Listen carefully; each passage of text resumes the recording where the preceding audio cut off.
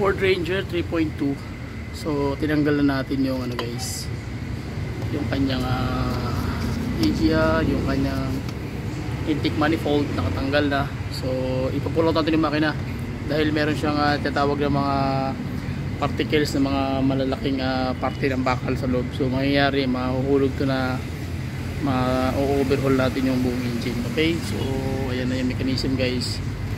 Ipupull out natin yung general. So kawawa talaga yung makina guys. Pero ita-timing pa natin yan. Tuturo ko sa inyo yung tamang tutorial paano pag-timing yan, okay? Para meron kang idea. So yung EGR medyo nahirapan kami magtanggal dahil talagang napakahirap ng kailangan ng special tools. Okay, so yan ang mga basic pointers para makuha nyo kung paano titirahin yung buong mechanism. Okay? Sige.